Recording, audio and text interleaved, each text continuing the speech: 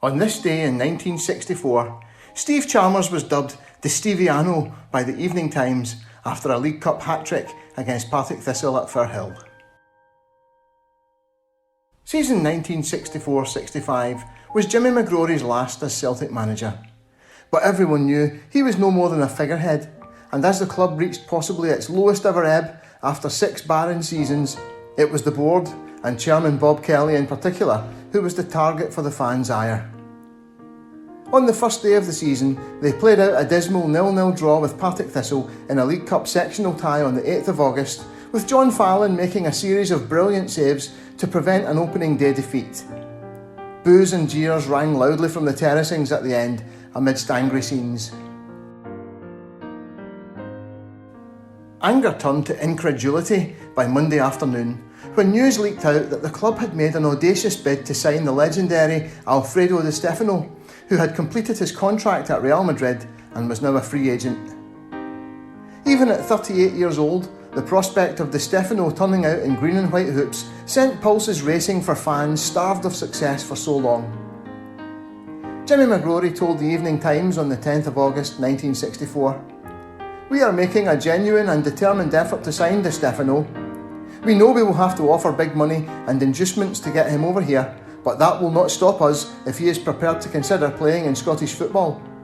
I am ready to fly at an hour's notice, and we are all hoping that something will come out of the cable we sent off on Saturday night." Also on standby was young reserve centre-half John Cushley, a student of modern languages at Glasgow University and a fluent Spanish speaker.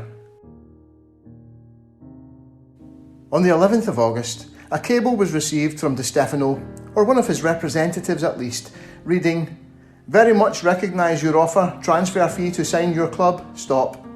Sorry, cannot accept, due already committed to El Espanyol, Barcelona, stop.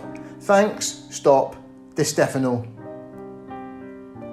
Celtic refused to accept no for an answer though, and poor Jimmy McGrory and John Cushley were dispatched to Madrid in an attempt to persuade the great man to change his mind. Given its Spanish setting, there's something very quixotic, not to mention heartbreaking, to think of Jimmy McGrory being sent to chase Di Stefano around Spain. After going straight to his house from the airport in Madrid, he was eventually told by the 2 maids who were its only occupants that Di Stefano had gone to La Coruña in the northwest of the country on holiday.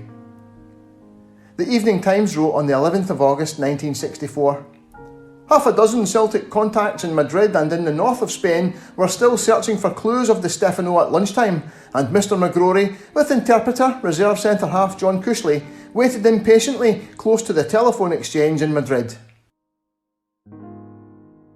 By the 12th of August, McGrory was forced to accept defeat after finally speaking to Di Stefano on the telephone. He told Reuters, "It's all finished. Di Stefano said he was grateful for the offer, but that he was going to play for El Espanyol of Barcelona. He said his mind was made up and that there could not be any question of money. We never got a chance to mention our price." McGrory added forlornly, "We need forwards. I don't know where we're going to get them."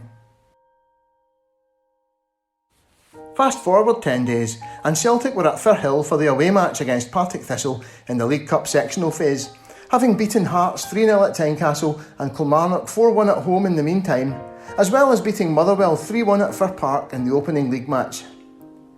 Things weren't looking so bad suddenly. Charlie Gallagher scored with a brilliant 18-yard volley after 22 minutes, but Thistle levelled just before half-time.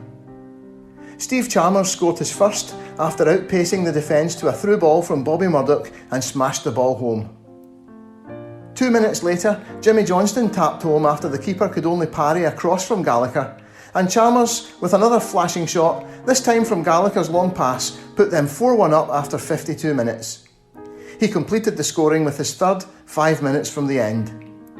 Celtic's Di Steviano, proclaimed the Evening Times that day. Steve Chalmers scored 5 goals in a 6-0 second leg win over East Fife in the quarter-finals as they reached the final of the League Cup for the first time since 1957. But with Billy McNeil out injured, a side captained by Jim Kennedy went down to a 2-1 defeat at Hampden, and the long wait for silverware continued, while the pressure on Bob Kelly and the board continued to mount.